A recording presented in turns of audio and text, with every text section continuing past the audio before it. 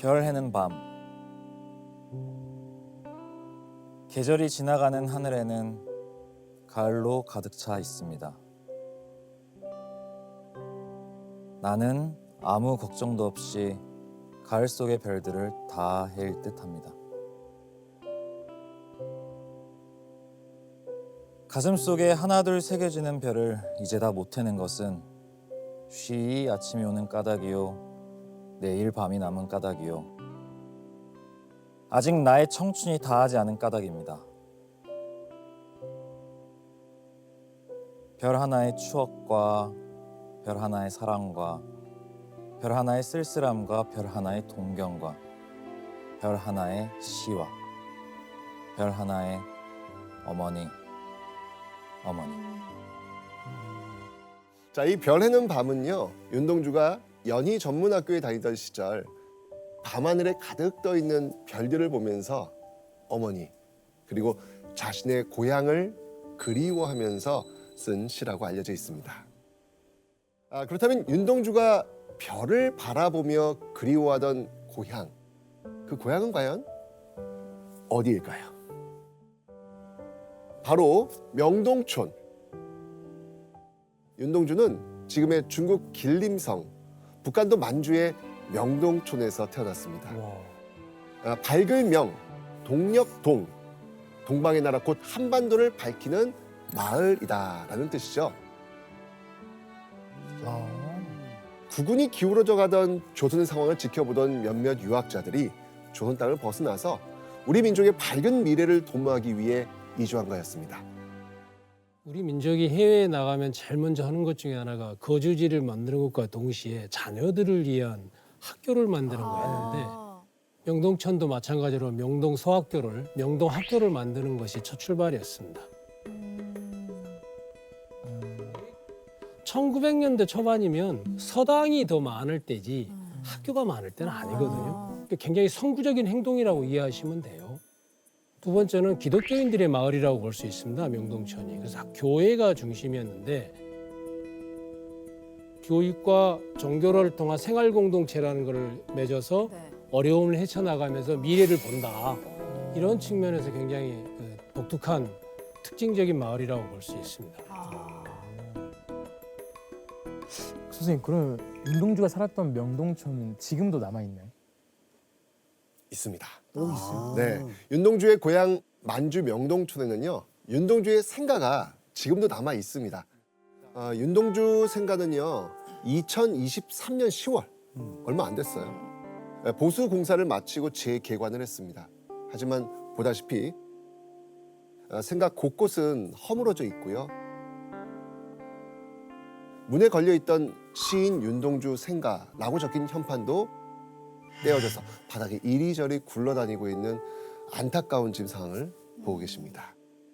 이곳이 한국 땅이 아니고 중국 땅이다 보니 우리가 마음대로 이게 할 수 없는 영역도 또한 존재한다라는 거죠. 그래서 우리가 이제 가장 중요한 건 관심이겠죠. 관심이 많다. 뭐 지금의 모습과는 다르게 윤동주가 살았던 당시 명동촌의 모습은요, 무척이나 아름다웠다고 합니다. 윤동주의 작품 속에 하늘, 바람, 별 이런 이미지 자주 등장하거든요. 그의 고향인 북간도 지역, 천혜의 자연 환경에서 영향을 받았기 때문입니다. 그렇다면 천혜의 자연 환경을 자랑하던 명동촌에서 나고 자란 이 윤동주의 학창 시절, 어렸을 때 그때 모습은 어땠을까요? 동주는 재봉틀질을 참 잘했어요. 그래서 학교 축구부원들 유니폼에 넘버를 다는 것을 모두 동주가 집에 갖고 가서 제 손으로 직접 박아왔었지. 자, 이 윤동주는요, 친구들의 유니폼에 손수 이 번호를 새겨줄 만큼 정도 깊고요, 또 친구들을 챙길 줄 아는 이타적인 성격이었다고 합니다. 그런데 1934년 겨울 무렵 윤동주가 일생일대의 큰 결심을 하게 된 사건이 생깁니다. 세계적인 흐름을 따라야 온다고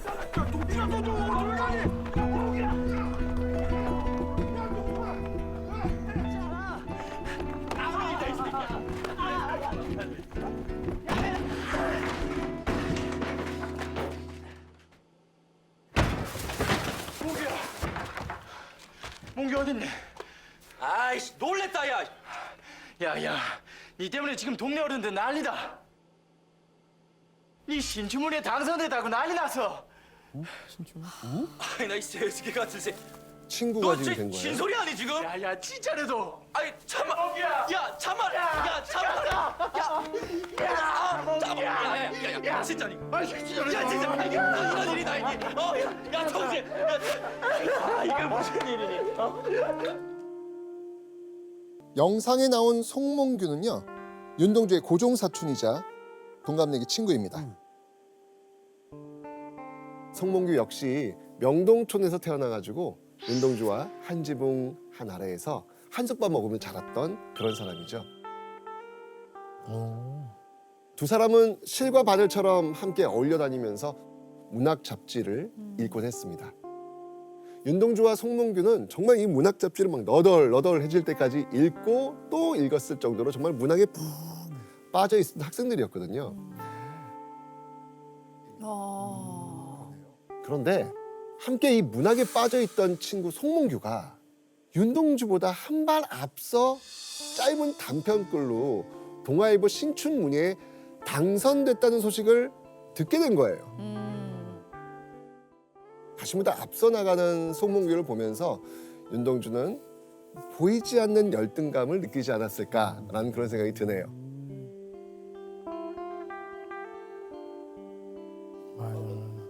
교수님 제가 잘 몰라서 그러는데 신춘문예에 그 당선되는 게 얼마나 큰 거예요? 시, 소설, 뭐 비롯한 문학가가 되고자 하는 사람들이 가장 많이 밟고 싶어하는 과정 중에 첫 과정이 바로 신춘문예 당선이에요. 아 그래요? 그런데 송몽규는 거기다가 중학생이었어요. 그러니 더 놀랄 수밖에 없는 거죠. 중학생이 당선된 예, 예, 예. 케이스예요? 야, 자, 진취적으로 자신의 미래를 개척해 나가는 친구 송몽규의 모습을 보면서 윤동주도 엄청난 자극을 받지 않았을까라는 그런 생각이 드는데요. 아마 이때부터 윤동주도 본격적으로 시인의 길을 걷겠다고 결심한 것 같습니다. 드디어 윤동주는요, 송몽규의 당선 소식을 듣고 한 달여 만에 초한대, 삶과 죽음, 내일은 없다, 무려 3편의 시를 동시에 완성했습니다. 당시 윤동주가 쓴 시 한 편 들어보죠. 삶과 죽음.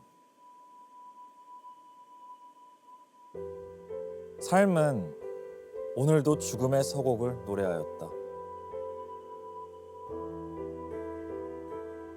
이 노래가 언제나 끝나랴. 세상 사람은 뼈를 녹여내는 듯한 삶의 노래에 춤을 춘다.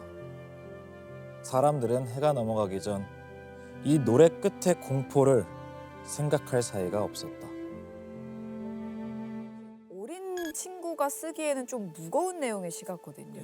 예, 예. 청소년기를 돌아보시면 자신이 뭘 해야 되는지에 대한 불안감과 동시에 죽음을 처음으로 자신의 삶과 연결시켜서 사고를 해보는 첫 시기예요.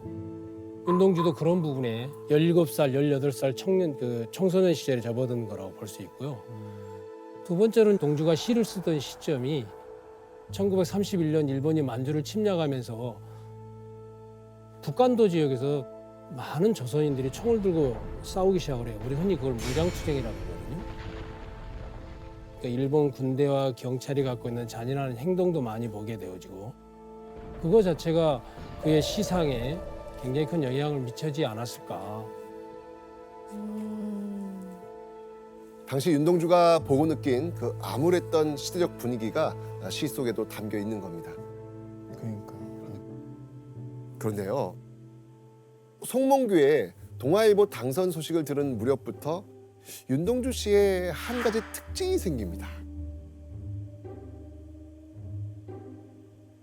윤동주가 이때부터 자신이 쓴 시의 날짜를 쓰기 시작하네요. 우리 화가들이 작품을 만들면 밑에 자신의 이름을 넣거나 사인을 표시하거나 날짜를 넣는 거 있잖아요. 본인의 시 세계에 대한 본격적인 진입. 아니면 다른 시인이나 시들과의 차별화라고 차별. 볼 수도 있을 것 같아요. 저는 스스로에 대한 채찍으로 사용할 수도 있을 것 같아요. 채찍으로 왜요? 날짜가 길어지면 내가 그렇지. 작품 활동을 안 하고 있구나. 힘내자, 열심히 더 쓰자. 뭐 이런 생각으로도 작용할 수 있지 않을까. 그런 마음일 수도 있겠네요, 진짜. 자, 그런데 윤동주가 20살이 되던 1937년 윤동주에게 심상치 않은 일이 벌어집니다. 싫습니다.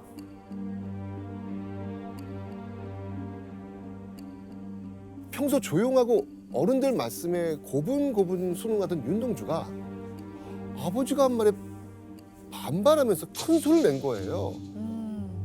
게다가 물컵이 휙휙 날아다닐 정도로 집안이 발칵 뒤집혀진 겁니다, 지금. 어떤 일이길래?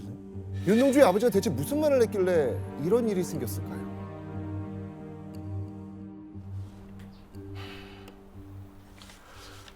야, 동주야. 네가 의과에 가면 그 의술을 배워서리 얼마나 많은 사람들을 살릴 수가 있겠니? 그게 그란줄 쓰는 것보다 훨씬 좋은 일 아니야? 글쟁이로 잘해봐야 신문 기자밖에 더 돼갔어. 아이고야. 아버지, 문과도 좋은 대학 나오면 좋은 직장 얻을 수 있으면. 네가 문과에 가겠다는 거이 글쟁이 되겠다는 거 아니야? 씨는 의사가 돼서도 얼마든지 쓸 수 있는 거 아니야? 이거 어디든 못 쓸 거고 뭘 하래? 사실 윤동주는 본격적으로 시인이 되겠다고 결심한 이후 문학을 전문적으로 배울 수 있는 상급 학교에 진학하려고 했습니다. 그런데 윤동주의 아버지가 윤동주에게 의과에 가서 의사가 되라 라고 한 겁니다. 윤동주는 몇 개월 동안 아버지와 대립을 이어가면서 문과에 가겠다는 고집을 꺾지 않습니다. 심지어 윤동주는요, 아버지가 퇴근할 시간이 되면 어떻게 했을까요? 집을 나갑니다. 그리고 산과 강을 헤매다가 깜깜한 밤이 되어서야 방에 돌아와서 조용히 잠을 자고 했답니다. 아마도 이때 조용하던 윤동주가 할 수 있었던 최고의 반항 아니었을까라는 생각이 드네요. 그렇게 몇 달의 시간이 흐른 1938년 어느 날 윤동주와 윤동주 아버지의 기나긴 싸움이 드디어 끝이 납니다.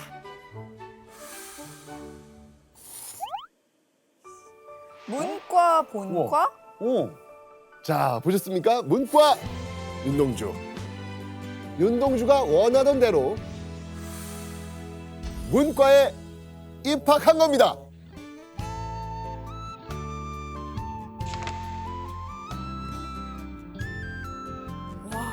팽팽했던 이 부자 간의 갈등을 끝낼 수 있었던 거는요, 사실 윤동주 할아버지의 도움 덕분이었습니다. 윤동주 할아버지가 정작 공부할 사람인 동주가 문과를 하겠다는데 어찌하겠냐 라고 하면서 윤동주의 아버지를 설득해줬거든요. 그래서 결국 일제체의 심장과도 같은 경성으로 드디어 유학을 오게 됩니다. 명동촌은 북간도에서도 시골이란 말이죠. 그런 촌뜨기 학생이 경성에 왔으니 전혀 다른 세상이잖아요. 자본주의 발전 정도도 달랐고 또 일본이 지배하는 최고의 중심 공간인 경성에 일본이 엄청 많이 살았잖아요. 그죠. 한 번도 자신이 겪어보지 못했던 환경에서 윤동주는 경성 생활을 시작한다. 그런 과정에서 다양한 여러 지방에서 올라오는 친구들하고 마음껏 이야기해 볼 수 있는 새로운 세상이 열린 거죠. 근데 이때 동시에 합격한 사람도 있습니다. 윤동주의 사촌이자 절친 그리고 라이벌, 바로 송몽규였습니다.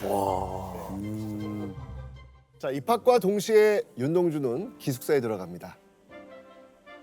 과거 생활하던 기숙사 핀슨홀의 모습인데요. 지금은 윤동주 기념관으로 탈바꿈되어서 연세대에 가시면 보실 수가 있겠습니다.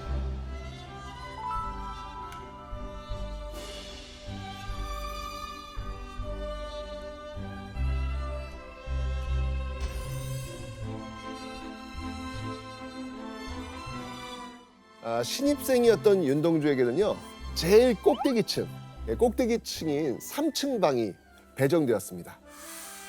윤동주는 기숙사에서 창밖을 멍하니 내려다보면서 시상을 떠올리곤 했다고 합니다. 자, 당시 신입생 윤동주의 기분을 알 수 있는 시가 있습니다. 자, 어떤 시인지 한번 살펴보시죠. 야 동주야, 그 연희 접은 모자 바로 쓰라. 아버지. 새로운 길. 내를 건너서 숲으로, 고개를 넘어서 마을로. 어제도 가고 오늘도 갈 나의 길, 새로운 길. 민들레가 피고 까치가 날고 아가씨가 지나고 바람이 일고 나의 길은 언제나 새로운 길. 오늘도 내일도. 새로운 길은 윤동주가 연희전문학교에 입학해서 처음 쓴 시입니다. 윤동주는요 학업도 소홀히 하지 않았는데요. 윤동주가 모든 수업 중에서도 가장 열심히 들었던 수업이 있습니다.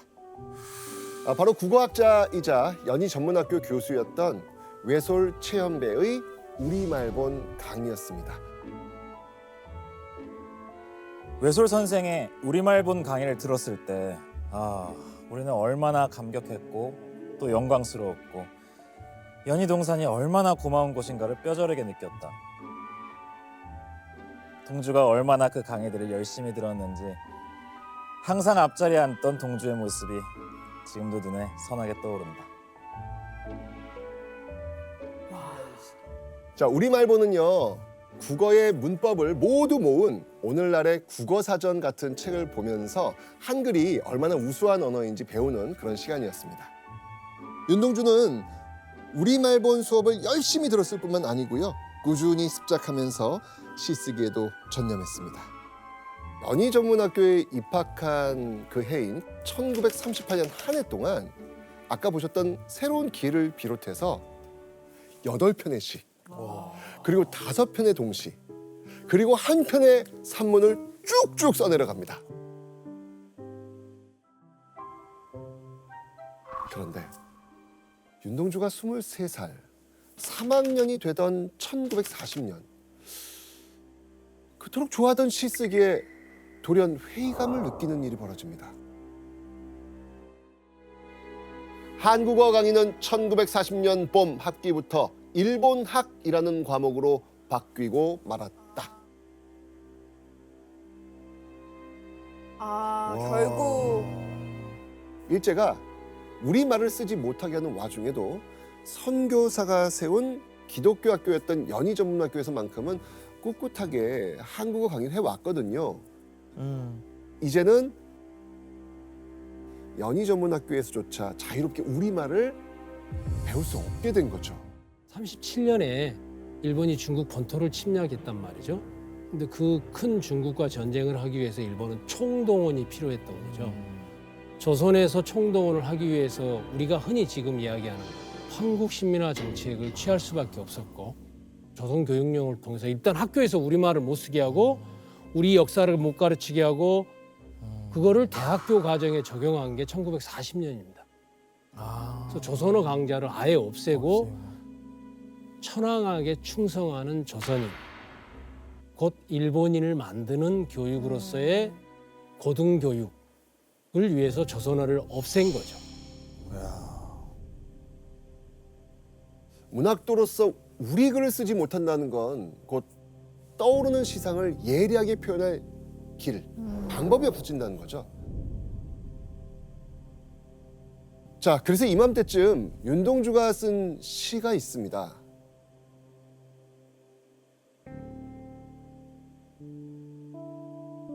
죽는 날까지 하늘을 우러러 한 점 부끄럼이 없기를. 잎새에 있는 바람에도 나는 괴로워했다. 별을 노래하는 마음으로 모든 죽어가는 것을 사랑해야지. 그리고 나한테 주어진 길을 걸어가야겠다.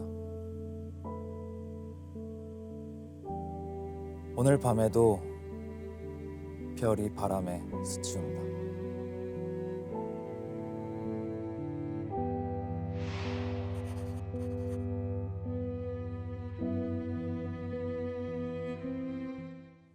별을 노래하는 마음으로 모든 죽어가는 것들을 사랑해야지.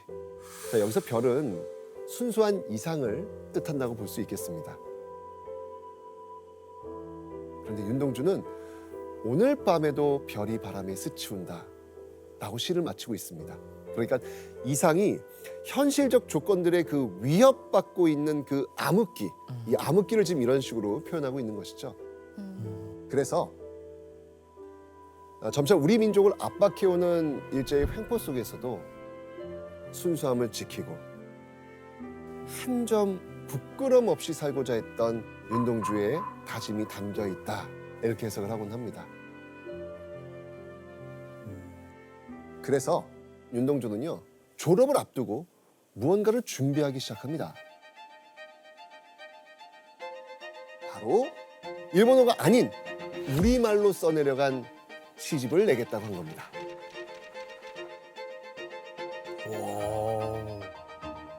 그때 만든 시집의 제목이 뭐다? 하늘과 바람과 별과 시. 한글로 된 시집을 출간하면 잡혀갈 수 있다는 걸 알면서도 윤동주가 시집 출간을 강행하려고 했던 이유가 있는데요. 진욱 씨 한번 읽어주시죠. 처음에는 시집 이름을 병원으로 붙일까 했다면서 표지에 연필로 병원이라고 써넣어 주었다.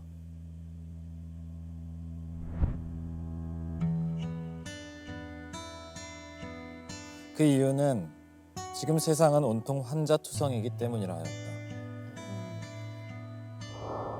그리고 병원이란 앓는 사람을 고치는 곳이기 때문에 혹시 앓는 사람들에게 도움이 될 수 있을지도 모른다고 겸손하게 말했던 것을 기억한다.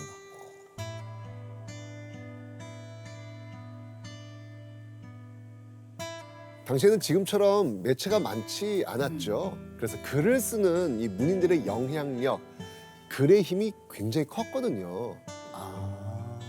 윤동주는 나처럼 일제강점기라는 그 잔혹한 시대에 살면서 아파하고 있는 사람들, 그 사람들을 내 시로 좀 위로해 줄 수 있지 않을까라고 생각을 했던 거예요. 그러니까요.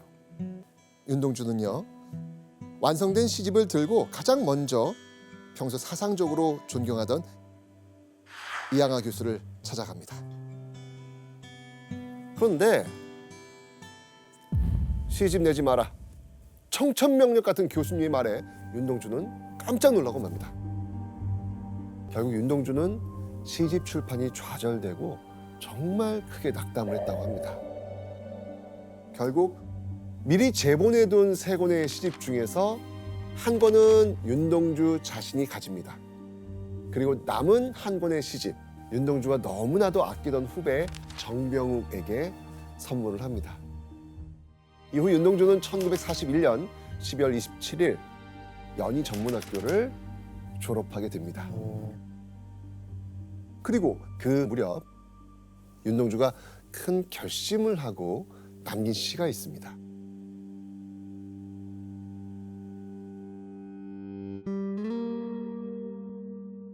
참외록 파란 녹이 낀 구리 거울 속에 내 얼굴이 남아있는 것은 어느 왕주의 유물이기에 이다지도 욕될까.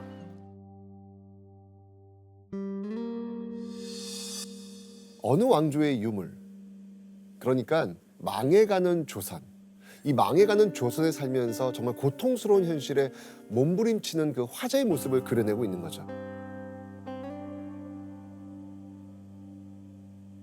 내일이나 모레나 그 어느 즐거운 날에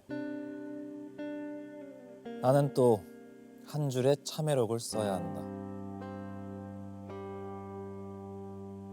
제대로 저항하지 못하고 순응하면서 살아갈 수밖에 없는 모습, 또 무기력하게 살아가고 있는 자신의 모습, 그것을 반성한다라는 내용으로 지금 일반적으로 해석되고 있습니다. 자, 그런데 이 시기 윤동주는요, 대체 왜 참회록이란 이런 처절한 반성문을 써야 했을까요?